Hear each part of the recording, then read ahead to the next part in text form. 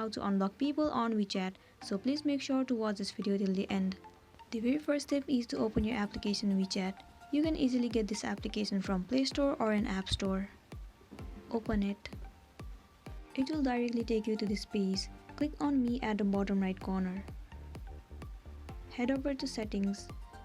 Inside the section of Privacy, move into Friends Permissions.